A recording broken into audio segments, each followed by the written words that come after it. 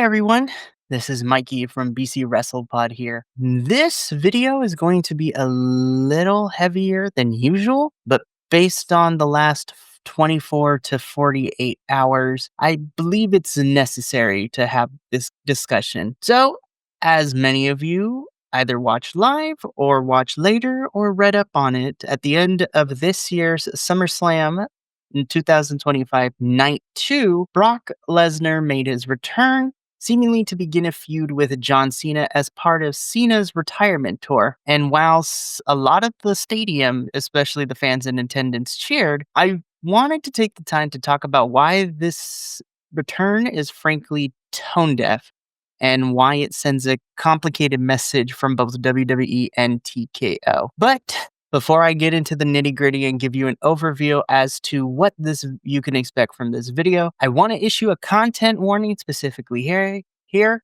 This video will include discussions around, misconduct, trying to get my words correct so we don't get demonetized or taken down, and a misuse, but the correct term being the A word instead of misuse of power, public accountability, and the mistreatment of survivors of these situations. We'll also be analyzing the real-world lawsuits and touching on some emotional territory. If any of these topics are sensitive or potentially triggering for you, please take care of yourself first. That's the most important part here. So pause, step away, or come back when you're ready.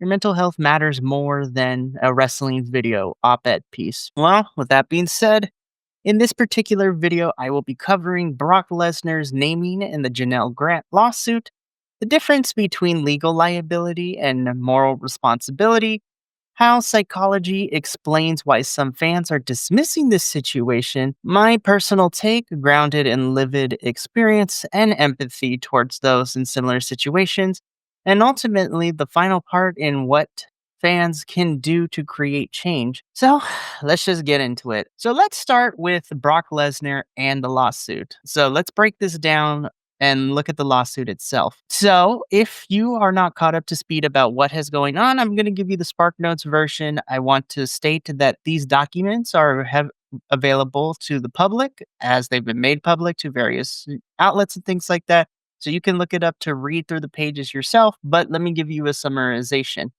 Again, I've made sure to word this correctly, but if I make any mistakes, please in the comments let me know because I do not want to give misinformation.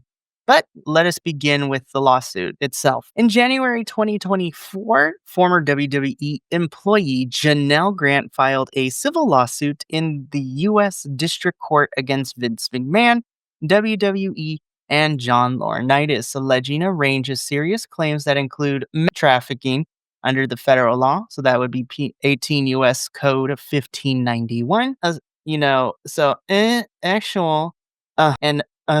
I really got to work on. I'm really trying to keep us from getting in trouble.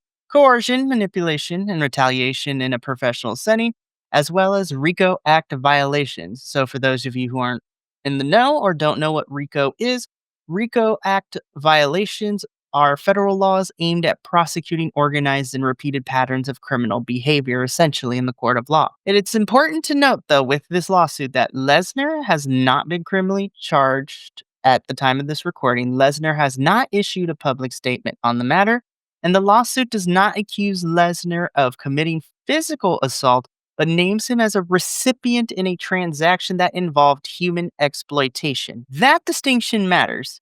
While Lesnar is not the primary defendant in this lawsuit, his inclusion in the suit ties him to a system of alleged abuse and exploitation, raising ethical questions about his continued platform in a major entertainment brand. Empirically, this is not speculation.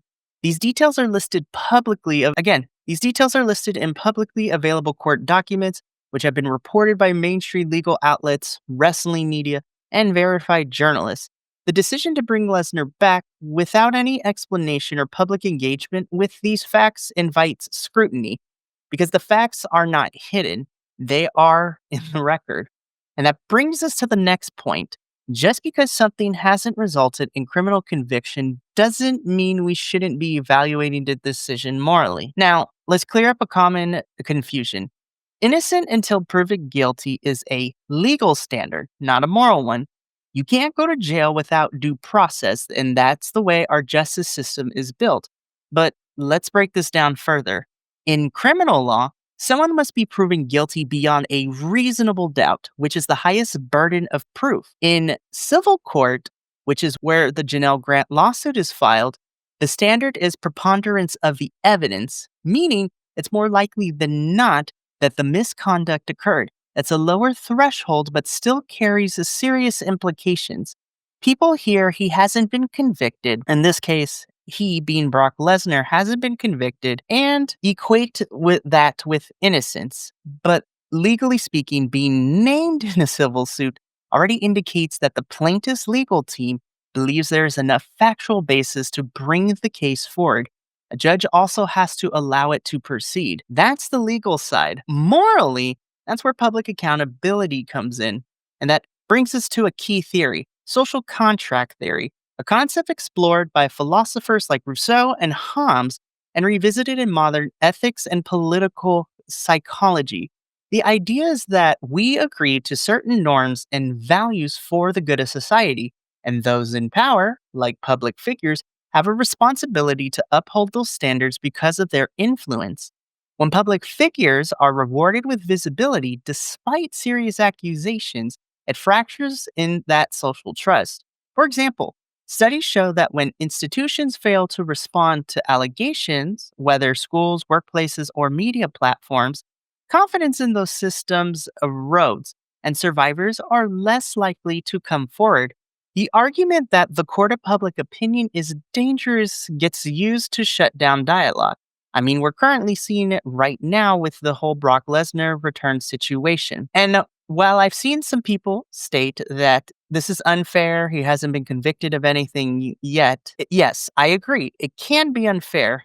But in cases like this, it's one of the only available tools that the common folk, us, wrestling fans, have to voice discomfort, ask questions, and demand accountability.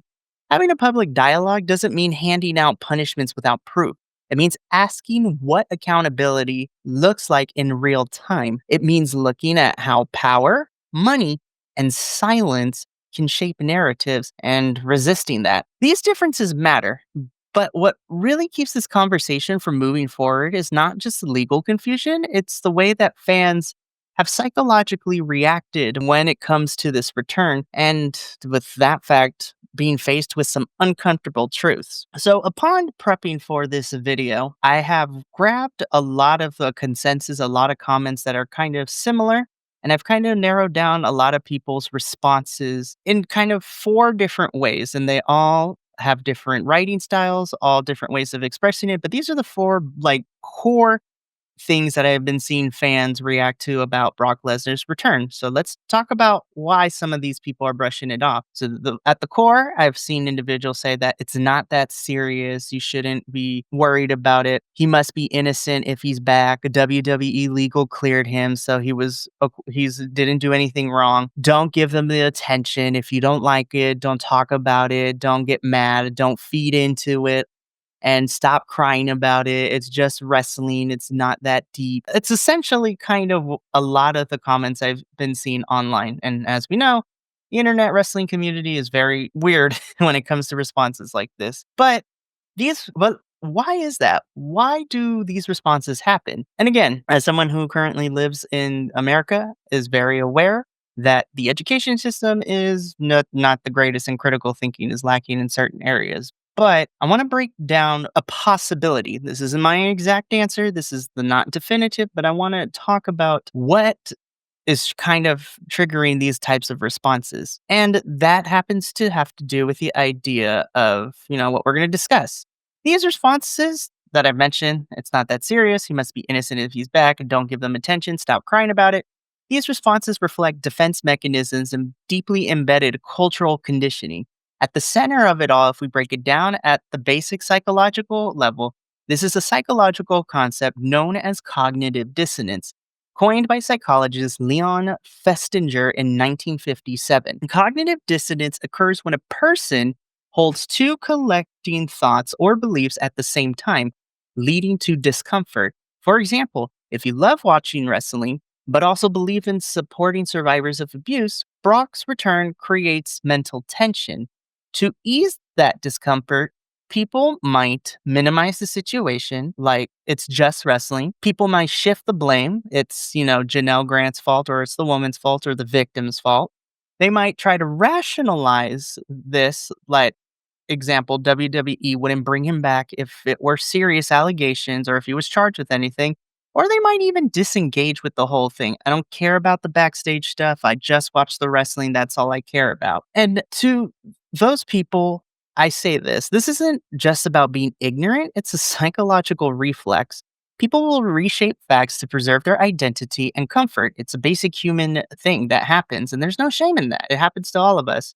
In fact, there's follow-up studies show that the more people are invested in a belief, the more extreme their defenses become when it's challenged.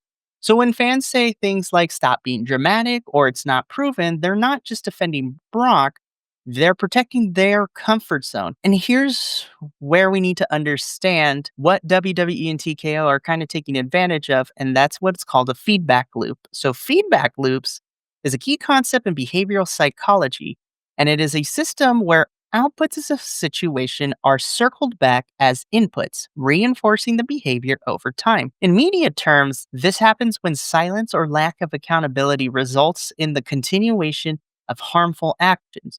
So let's take a look at this perfect example of Brock Lesnar's return.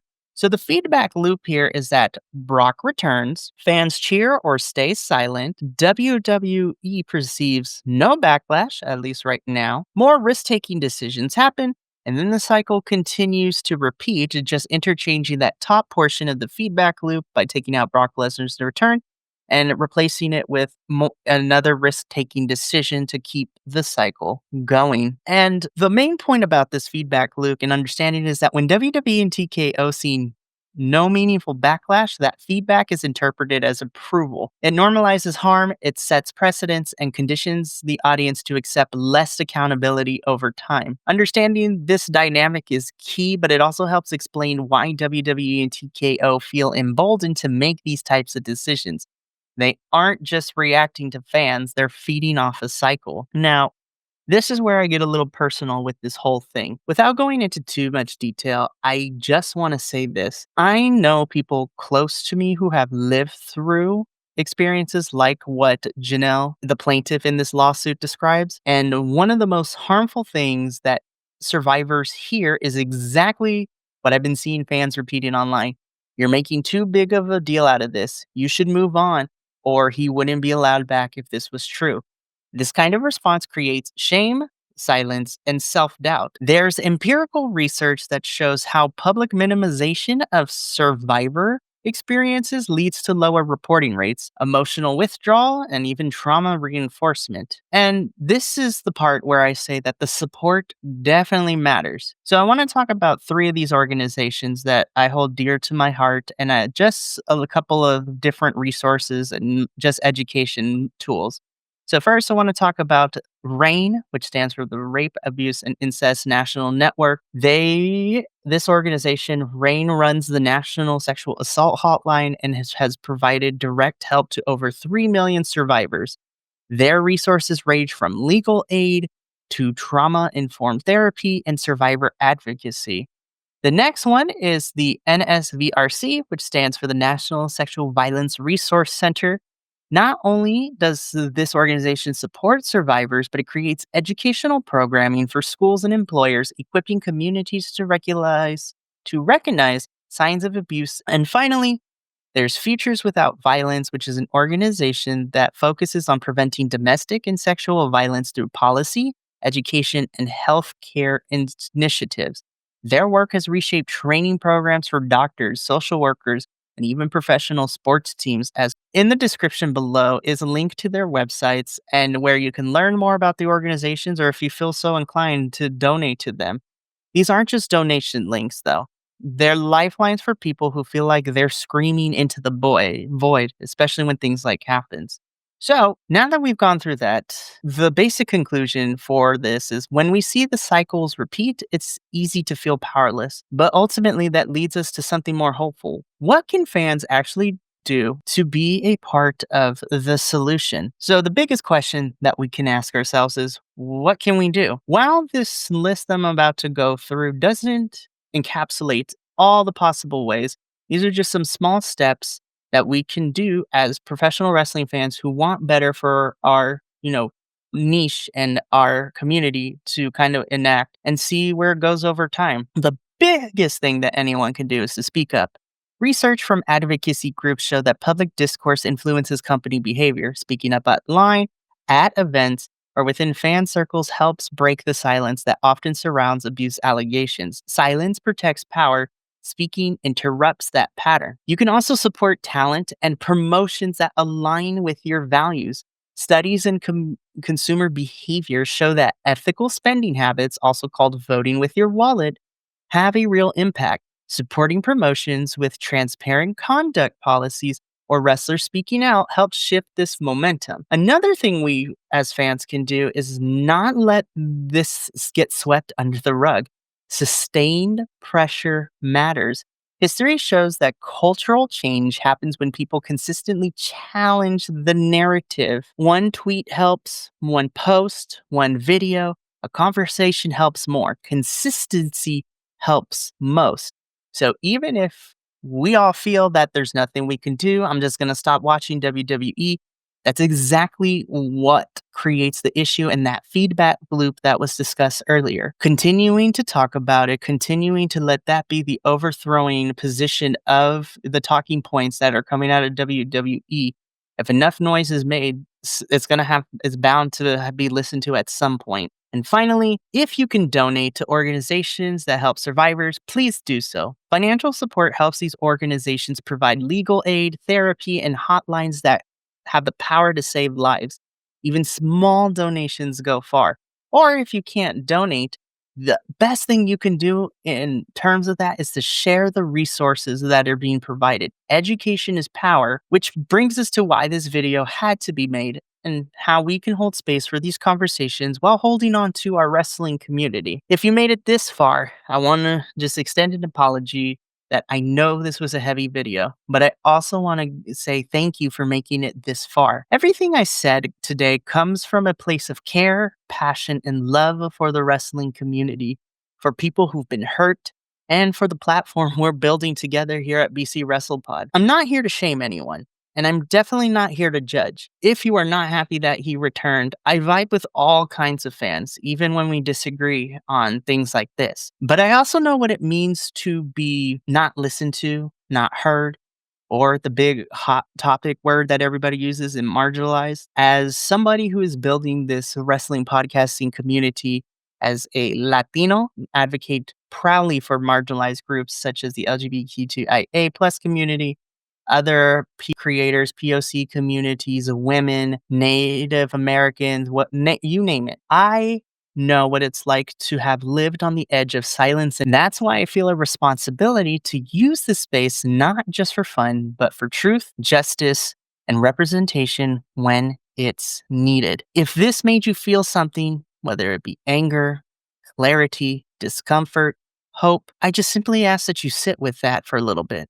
Reflect on these feelings, understand where they're coming from, and then go ahead and have a conversation with someone else in the community about this. Again, communication is key, and communicating with others spreads this out and it creates a dialogue. And that's what we're looking for here. So my overall conclusion to this is when you're talking about this, regardless of where you are on the spectrum of feelings and whether you approve or disapprove, let's keep our internet wrestling community space for a place for dialogue, not division. This has been Mikey from BC WrestlePod. I thank you for your time.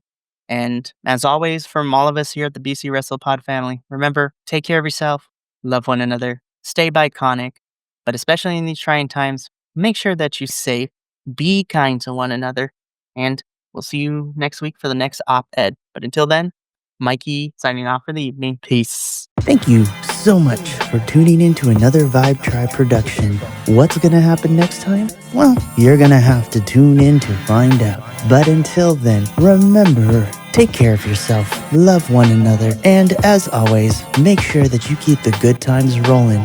Thank you for being here, and we'll see you next time.